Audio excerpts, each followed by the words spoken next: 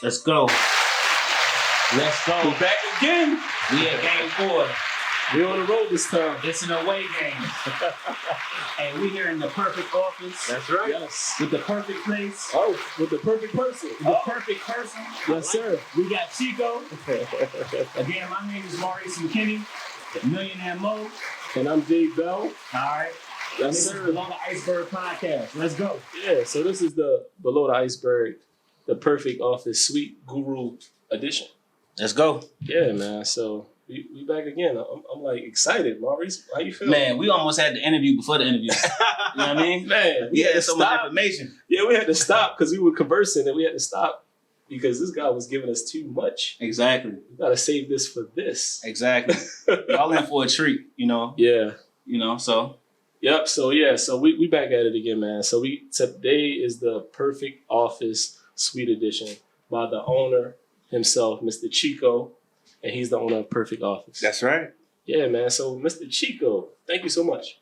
You could drop the mister. You know, All right, I'm about to just call you Chiko. You can I'm just just call me being Chiko. respectful. You know what I'm I'm being respectful. That's all. But yeah, man, just tell the people like, who you are, kind of where you're from. Yeah, no. So I'm Chiko Abengowe. I'm an entrepreneur, and I own a couple different businesses.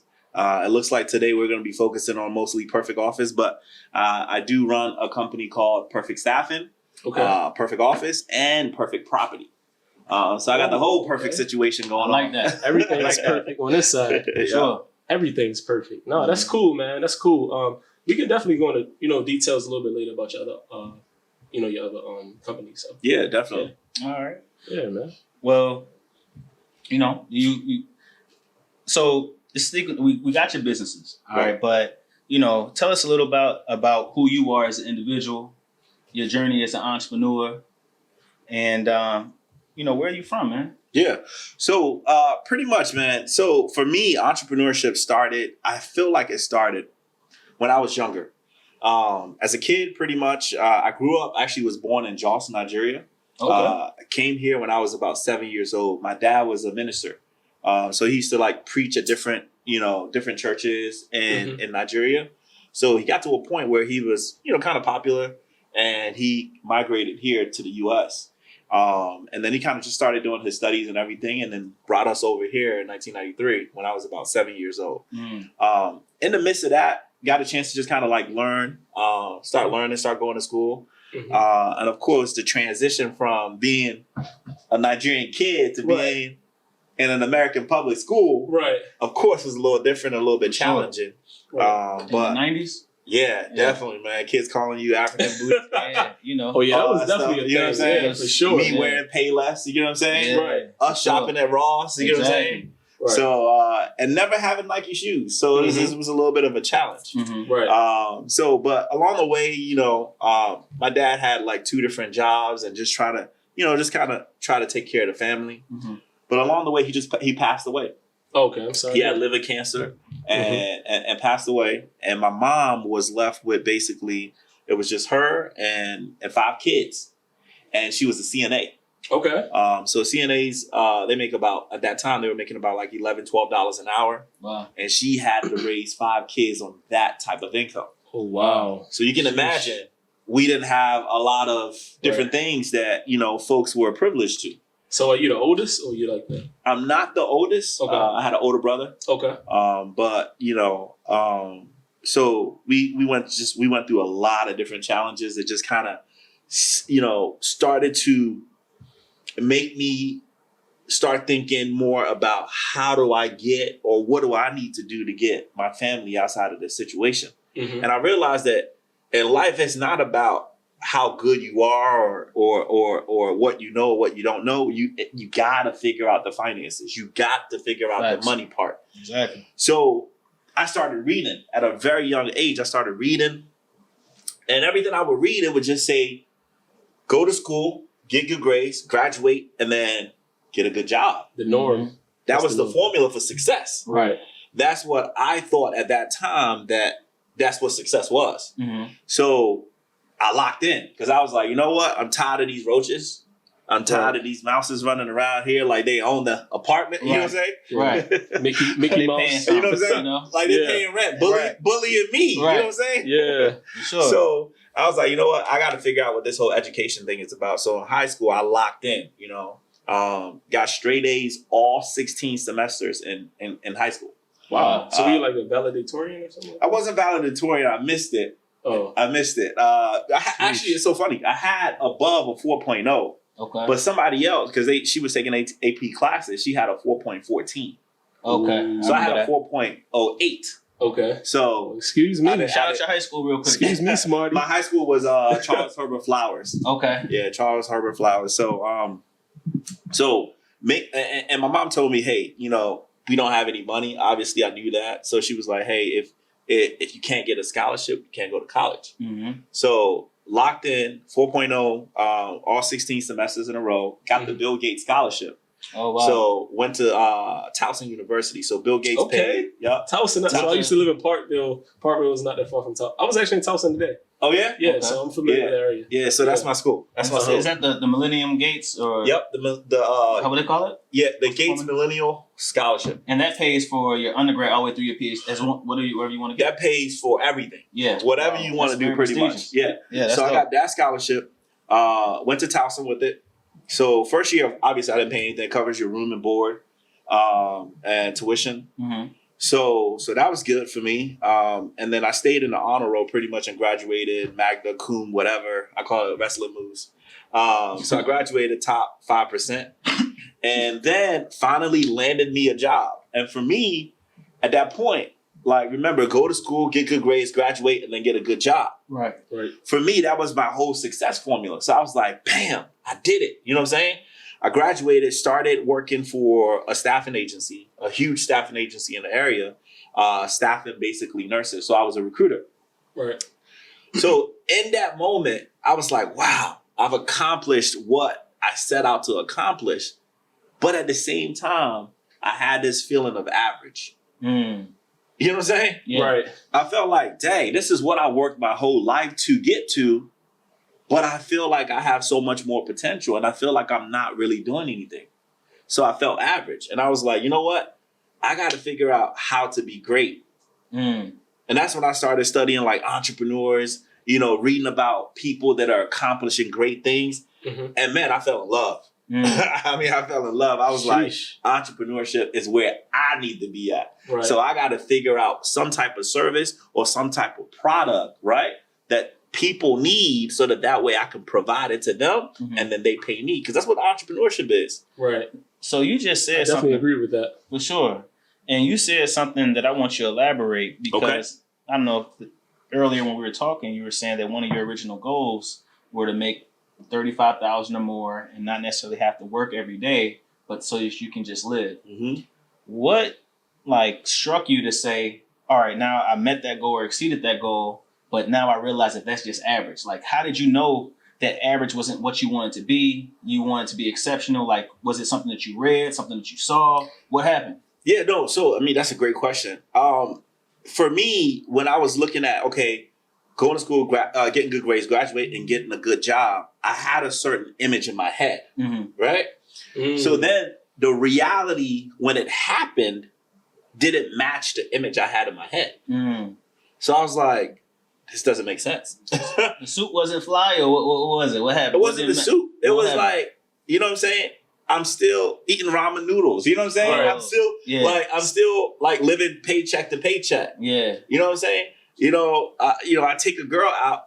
I'm scared to pay for the bill because I don't really know if it's going to bounce or not. Right. You know what I'm saying? So the only thing that Sheesh. changed was instead of maybe using sandwich bread for your hot dogs, you had potato buns or something like that. Something like that. You know what I'm saying? A little bit. Yeah, a little bit of You had money. hot dog You know what I'm saying? buns. Yeah. So you still eat hot dogs, you know? So you had a vision for yourself, I had a vision for but my you knew life. you wasn't right where you needed to be. Right. And when I got the job, I wasn't there. I was like, what's going on? You know what I'm saying? So it just Right. didn't match. Wow. Right. So then I started reading, researching how to get myself out of this situation. Mm-hmm. And for me, I realized I was being average. Mm. I was making excuses. Mm. Somebody didn't put me in the situation I was in. I just accepted the situation I was in. You get what I'm saying? So, hey, that's a bird. Hold up. Say that one more That's a time. bird. Man. Run that back. yeah, Run that nobody put me in the situation I was in. Right. Right? I accepted the situation I was in. Sheesh. And that situation for me was average. That's a bird. There's no way to cut that. You know what I'm saying? What did that person look like? So you said you had kind of like a vision for yourself, but what did that person look like? That person looked like somebody that wasn't always worried about money. Okay. That person looked like somebody that wasn't afraid. Mm-hmm. That person looked like somebody that didn't have to check with somebody else about my goals and dreams. Right. You know what I'm saying? That looked like somebody that was free. That's Free. what I wanted. I like that. Free. Yeah. Fighting for freedom in the 21st century. It's a real thing. So it's not about the money for him. It's about the freedom. Freedom was my first and initial goal. Mm-hmm. Yeah, I had to get out of where I was. Not that I didn't like my job per se. I was great at my job. I was doing my job. I came in early. I stayed late. I was the best recruiter, right? But I knew that I was being average. And I knew I could do more. So I had to find a vehicle. So a job, a job wasn't that vehicle for me, right? To that will bring the greatness out of me. Right. You know what I'm saying? So I had to find another vehicle, right? That I can express or bring out the greatness that I thought that was in me. Okay. Right. So, you talked about your job, your first job, and then finding out that you need to find this vehicle. Right. What were some of the hardships that you experienced while you were finding that vehicle? Well, I mean, I think the thing that was hard for me to accept in the journey of finding the vehicle, which was entrepreneurship, is just that my friends weren't doing the same thing. Right. We all had jobs. And we were all excited about our jobs. So in my mind, I'm thinking, if I quit my job to leave to go chase this entrepreneurship thing, what will my friends think? They probably thought you were crazy. Yeah. They did think I was crazy. You're a nut. This guy crazy. What you talking about? Start your own business. What you talking about? Man, you got noodles, don't you? You get paid every 2 weeks. And You think got hot about dog buns, right? Relax. it. Because the thing is this, whenever you make a little bit of money, your lifestyle upgrades to a point where that little bit of money you're making is not enough anymore. It's not. Think about It's it. not. For sure. I graduated, right? Mm-hmm. Started working, Right. bought me a car. I didn't have a car before, but now I got a car note. When you got a car note, you got gas, you got insurance. Right. I feel like you think- got a bird. Like you about to drive a bird. You Go ahead. laughing. Go ahead. Go ahead. Talk to Say the what people. you got. Talk to the people, man. Talk to me. You think you fly, you pull up, right? Yeah. And you trying to talk to a girl, you know what I'm saying? Trying to show up, you got the nice car. It's But now probably you a can't, Nissan. you can't even take her out. Yeah, because you done spent every dime you had on You the spend car. it on insurance Yeah. and you spend it on a car note. Yeah. And the gas, because you're going to get a nice car, it's got to have the premium. Of course. They So got to I have pay the extra. I was just going with the Nissan. I remember when I first got my job, I had a Nissan Maxima? I had the Hyundai Sonata, the big boy. Okay. But I was still in college, so I was doing something. That joint had the silver with the sunroof. You know what I mean? But I was going through the exact same thing that you was talking about. Yeah. But I had my car though. You know, Through But the journey, you just you get scared, like because I had the new car, and then I bought a condo, a penthouse condo. It was a studio, Oh, he flexing. but I didn't He tell flexing, anybody it man. was a studio. I just Right. told everybody I'm in the penthouse condo. You know what I'm saying? Right, he flexed Yeah. different. But So it's like it was flexing, but you was like, I kind of was like living paycheck to paycheck. Yeah. Okay. It's like you got a Benz, but I it's a was C being class. average. Hey. Yeah, Yeah, you got a big Yeah. Benz, but it's a C class. C-class. Right. Yeah, all right, It's not that even makes the big sense. Benz, it's the baby Benz. exactly, exactly. But it's clean though. I was Yeah. trying to stunt. Yeah. You know what I'm Yeah, saying? for sure. Yeah, on Yeah. a paycheck Uh-huh. that somebody else was signing for me. Exactly. Right. So it's a little different. So, and then in that journey of trying to just identify entrepreneurship for myself, I realized that I needed to stop being afraid. Because what happened was the job that I had, I was there for 2 years. Mm-hmm. And then I quit because really what I was going to do is go full-time entrepreneurship. Okay. But I got scared. And guess what I did? What you do, man? I went and got another job. You get a part-time job or another full-time? Another full-time job. Oh, man. Because I was too scared. Right. So Right. you kind of retreat. Like Yeah. Gary Vee say, people retreat. Right. When they're back against the wall, they retreat. Yeah. But you retreat and you double down and you got another I job went and got another job. because you had to fund the penthouse Exactly. and the cars. Because I had overhead. Overhead. That's So I said, you know what? So I worked this second job 2 years. Mm-hmm. Another 2 years to the goal. In that 2 years, my penthouse condo, I was willing to give up anything now for freedom because I was tired of being average. Right. So my penthouse condo, I figured out how to get rid of it. I found out Airbnb, listed it on Airbnb, and started sleeping at my mom's house and sleeping in my car and sleeping at there was this lady that let me sleep in her attic. Oh, wow. Okay. Sheesh. Yeah, I'm telling you, when you want something, you got to be willing to give up what you have now. Yeah. Knowing that you will have that what you want, double, triple, Wow. Yeah. 10x. So you scale back. Right. It's like a slingshot almost. Exactly. You scale back and then you Exactly. pum, and then you go, to different levels. Yeah. Exactly. Yeah. So I put my condo on Airbnb. It rented out, and then I started trying to figure out, okay, where I'm gonna live. So I stayed with my mom for a couple months. Then I found a lady that I told her I could teach her how to put her house on Airbnb. Oh. So she let me stay at her attic to run the whole house. Wow. So it's a nice house. And that's where you did the property management.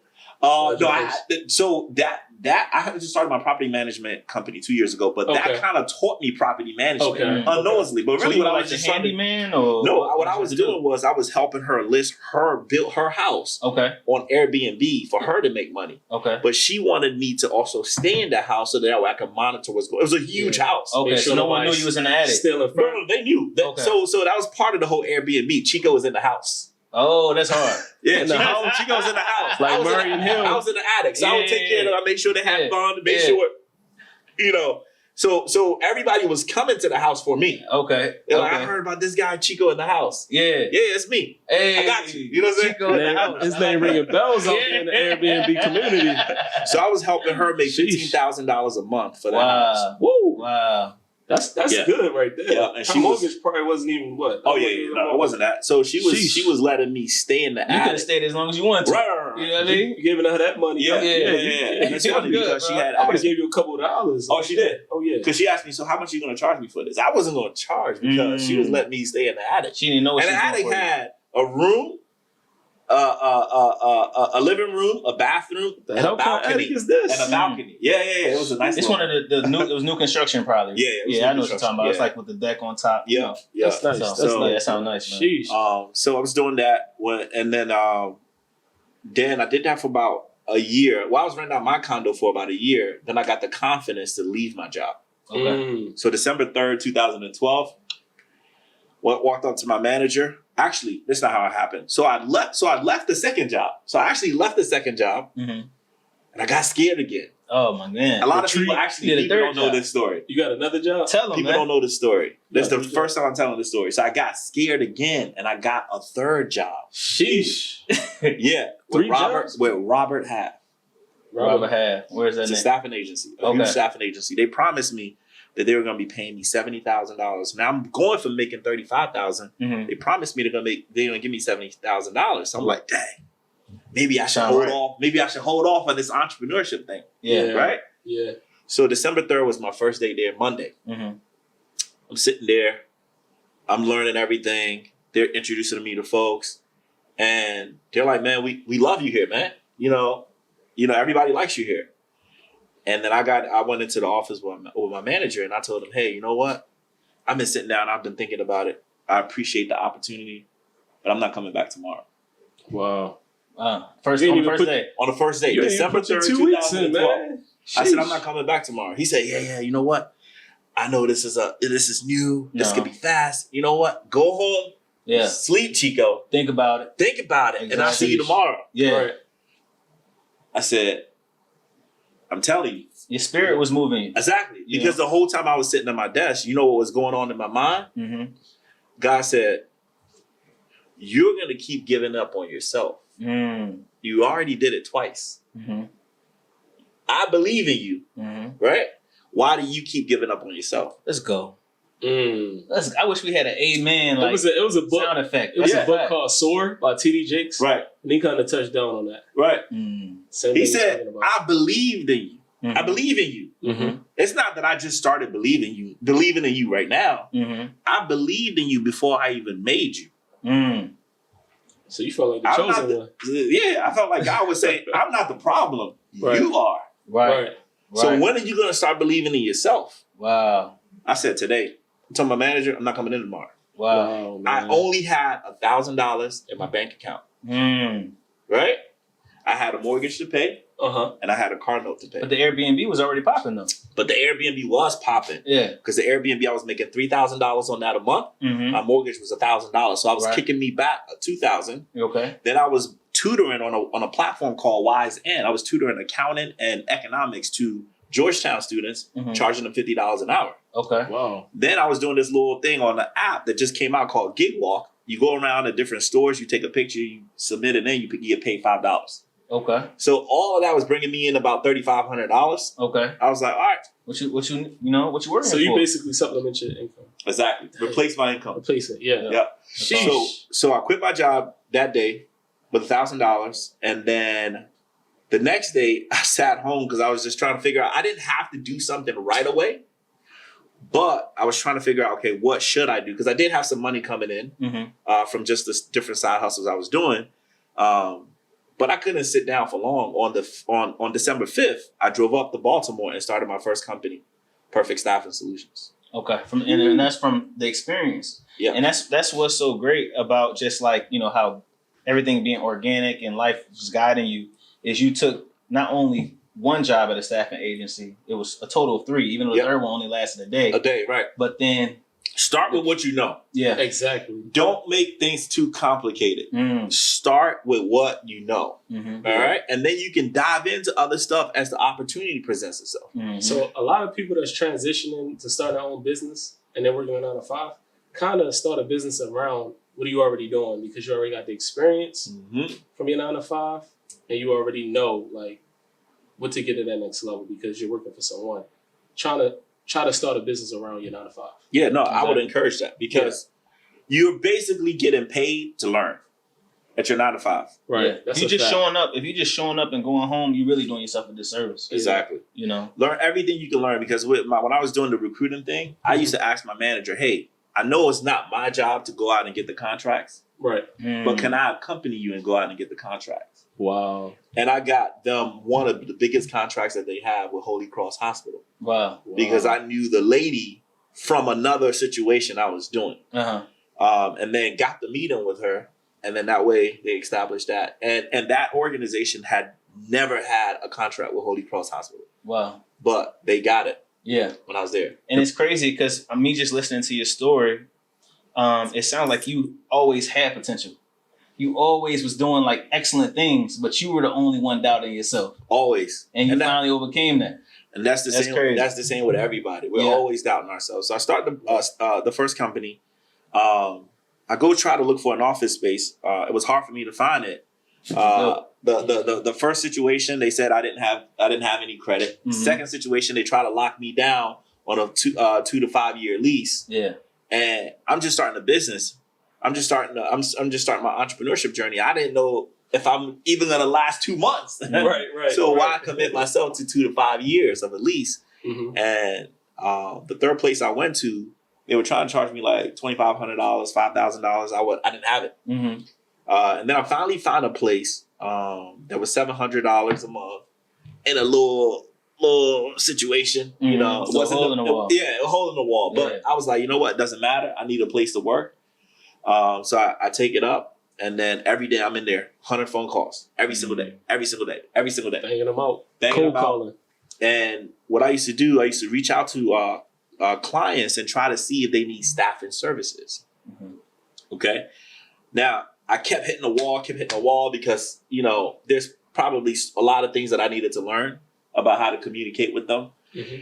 And then I didn't give up. I started to put out my resume as if I was trying to apply to a job. Mm. Right. And when companies would call me, I would go to the interview. I wouldn't tell them over the phone. I would just go to the interview. I would dress sharp, Right. look good, smell Prepared. good, everything. Yeah. And then after the interview, I tell them, I know this is the best interview that you've had to date. And I know that you're ready to offer me the job. Right. But can I just ask you one thing? And they're like, what is that? I said, I do not want you to hire me as a W-2. I want you to hire me as a 1099. Exactly. As a contractor. Right. They said, why is that? I said, well, I own my own business, Perfect Staffing Solutions, and I want you to hire me through Perfect Staffing so that I could be a contractor for you. That's boss talk. That's You know what I'm smart. saying? Man. That's smart. That's boss talk. So I did that a couple times, and it didn't work, but it worked with this huge technology company. I don't know if I could name drop, but Yeah, sure. We don't mind. they're called 2U right now. Yeah, we don't mind. 2U right now. Yeah. We're not So- big yet. Yeah. But when we get big, then yeah, we're going to They have get a cease and desist. to. No, they're going to have to pay us some money. Exactly. Yeah, But you man. mentioned it, right? Now, you Yeah. take the label off the water Yeah. bottle, but Right.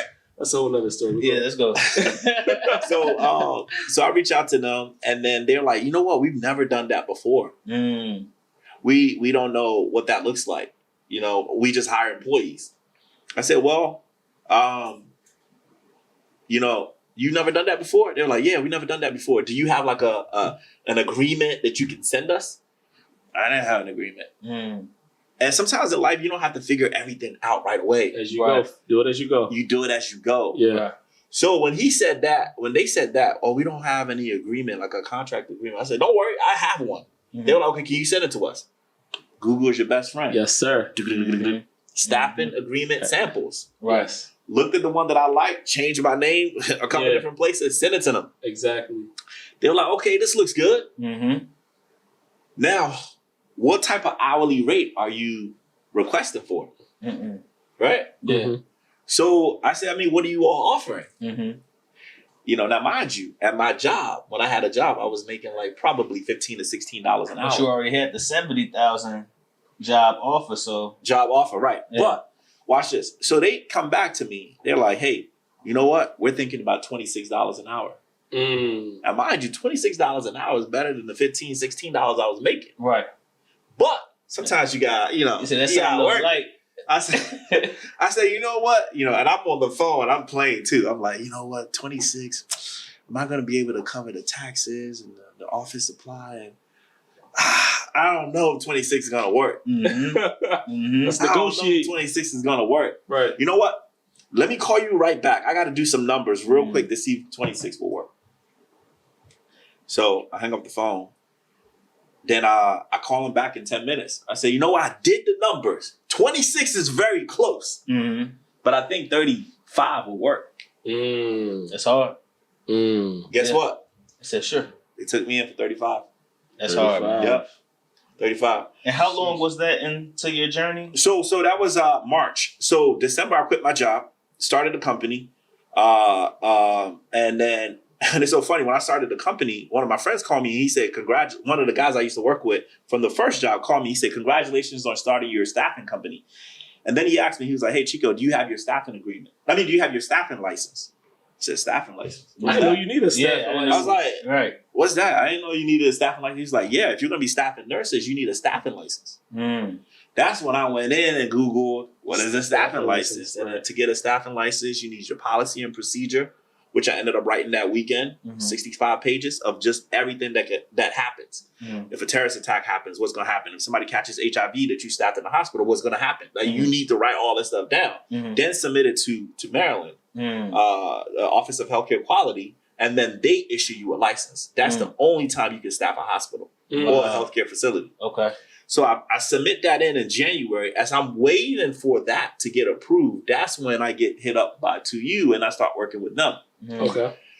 Because I couldn't staff healthcare professionals. So I'm working with them for a month. They really like the production that I'm doing. And then they asked me, hey, do you know anybody else that needs work? Because you're being a lot more productive than the 10 staff that we have here. So we need 10 more of you, like 5 more of you, contractor. I said, well, if you need 5 more of me, I know exactly where to get them. Perfect staffing. That's you who plugged it. that You was plugged late. yourself in. right. I said, that's who staffed me. Right. You plugged He yourself was like, in. as the vice president, he was like, but you are perfect staffing. I was like, I know. That's what I'm saying. I got can what get you you need. more. I got what you need. Yeah. So it's so funny. He was like, okay, how fast can you get it to me? I need them here. So this was a Thursday. He said, I need them here by next week, Tuesday. Mm. I said, I can get them to you. All I just need you to do is sign right here. Mm. Did you do the increase? For 5 more people. Did you yes, do the of course. Okay. What's the number? That bag. I need that bag. $40 an hour. There we go. Woo. Yeah. I need $40 that an hour. bag. And I don't know. The thing is this. I don't know if I should say this. This is what I did actually. But the thing is, for me, it was the ambition in me to meet the goal that was set. I called some of my friends that I thought would be interested. Obviously, the good guys got a job, right? So they weren't interested. So I said, you know what? I can't disappoint this client. This is what I'm going to do. I went downtown Silver Spring. I started asking folks, hey, you want to make $20? Hey, you want to make $20? Hey, you want to I got 10 people that wanted to make $20 an hour. I said, meet me at the office Saturday morning. I'm going to teach you how to be a recruiter. So Saturday, Sunday, we were in there all day long. I said, only 5 people are going to make it out of this room. When you make it out of this room, you're guaranteed $20 an hour. You're making $12 an hour right now. But if you make it out of this room, I'm going to guarantee you $20 an hour. It was probably hungry. Sheesh. It was hungry. It was hungry. I picked the top 5 people. Yeah. Rest had to go home. Right. I put them at the job, right? And I told the client, I was like, these are the top recruiters. Wow. They've been recruited. You know what I'm saying? I didn't tell them how long they've been recruited. Right. I said, these You are gotta tell them too my much. best recruiters right here. These are my So I rock said, stars. but look, the way we work is this. Uh-huh. I need you to give me a room with just me and my recruiters. Because we don't like to work amongst other folks. Yeah. We like to work by ourselves. Right. In your own facility. space. In your facility. Now watch this. Right. They already know how I work, right? So they're like, you know what, Chico, you need a whole space to yourself? Yeah. Go for it. But the reason I asked for that, I didn't want them to see these guys messing up. Right. Then they're going to be like, no, Chico, no, I don't know about this. Yeah. So they put us in a room by ourselves. I was in there. So I trained these guys to be killers. And at the end of the month, these guys were so good and we were performing better than their staff. At that point, because think about it, if you do the math, I'm making $20, $20 on top of 5 people times 40 hours. So at this point, I was making enough money. I asked the contractor, I said, hey, can I get out of my contract? Because now I wanted to go in the office. I hired an administrative assistant so that way I can start trying to reach out to other clients because I didn't want to just depend on this client. So that was 2013. So 2013, which is our first year in business, we did $400,000. 380 of it was from that client. Wow. Right. Wow. So I was afraid that what happens when our contract ends with them, Right. which it ended up doing. They ended up taking all those 5 employees, they took them on full time. Wow. So 2014, I didn't have anything. Right. But good thing I was out making other calls because in 2014, even though we didn't have that client, we did $800,000 in business. Woo. Close to $1 million. And then the following year, we did $1.2 million. Sheesh. Yeah. So you built a company that quick.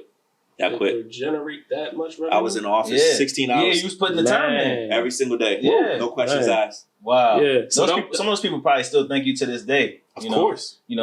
To take them off the street, to give them $20 an hour. Yeah. And then to recruit the top 5. And now they have, those positions with those companies. That's amazing, man. So you got a lot of confidence to do that. You were confident you were going to get that done. I don't think you doubted yourself that you were going to. No, I was scared the whole time. I'm going to do that. I was scared the whole time. But the thing is this. Even when you're scared, take action. Yeah, I'm confident now that I'm telling the story. Right. But if you saw me then, I'm like, where's my next meal gonna come from? Because the thing is, although we made $400,000 that year, I only paid myself $5,000 that year. That for tax purposes? Just went all No, into it wasn't for tax purposes. Okay. You had to pay salaries. Okay. It's just I had to pay salaries because you wanted to grow. I had to put it back in the company for it to grow because that's how we doubled without that $400,000 because I was putting it right back into the company. Well, I had to ask because a lot of people got S corps, and they pay themselves. They report they pay themselves $5,000 a year off of $400,000. Nah, it ain't. I wasn't trying to. I wasn't trying to cheat. That's a whole different story. It's a whole different story. You just had to ask. No. So, I was. That's all I could afford to pay myself then. But because mind you, I was still making my Airbnb money. Mm-hmm. I was still making my tutoring money. Okay. So Right. I just told myself, do not take anything from the business unless you need it. You need it.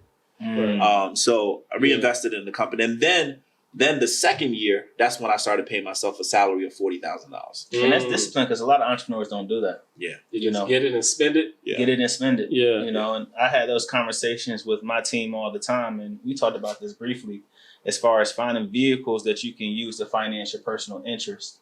And when you have this type of money flowing in constantly, if it's going out just as fast as it's coming in, Right. it'll never be enough. No. It'll never be enough. Yeah, you got to reinvest. So that salute to you for assets. that discipline. You know, Definitely. that's great. But yeah, so I just want to transition. So you started the staffing agency. Yes. What made you start the office Good question. business? Good Because that's question. where we're at right now. We're in his office, one of his office spaces, and he has 16 offices. But yeah, what made you start that? Good question. So at this point, I had built the staffing company to about $1.2 million, 2015. But right before that, 2014. Okay, the Perfect Office company actually starts way before that. Okay, so remember, I get an office at $700, right? Yeah, you would All tell right, me. Yep. let's go back there. Mhm. So in that office space, right, there was 20 different offices. So almost something like a perfect office. The landlord of that building, he was trying to try something new. So they had a lot of different offices, big offices. But when the economy had went down in 2008, right, a lot of the companies they had in their space couldn't afford their space. So in that building, they created 20 smaller offices to charge about $500 to $1,000 a month. So three companies occupied that space, and it still had 20. And I was the third company to occupy that space. So when I got in there and I started, remember, when I got in there, that freed me up to be able to start making phone calls and stuff and start building my business. So after a year, and I did $400,000, I asked them, I said, hey, Adam, I noticed something. I'm the only one always coming in here. Right. You got 20 offices and they're still empty. What's going on? Because I know people like myself that need these offices and would really appreciate it to only pay $700, $800 a month for office space. I said, what's going on? He said, you know what? I don't know. We've been trying to market this office space for the past 2 years, and you three are the only ones that we got in there. So you're saying they had all these sub offices, So no one was leasing them except for your company? Well, they had those smaller offices in that building. There was only 2 other people leasing it and myself. Wow. Right? So I said, hey, I know a lot of people that would rent something like this. What are you doing for marketing? I said, you know what? How about this? How about I help you? Since I'm already down here building my company, Perfect Staffing, I'll assist you in renting out the other 20 other offices here. Right? And he said, well, I mean, what are you going to charge me? I said, no, I'm not going to charge you anything. Sometimes in life, you got to give value to get value. Exactly. That's one of the Gary Vee principles. That's a bird. You got to give value to get value.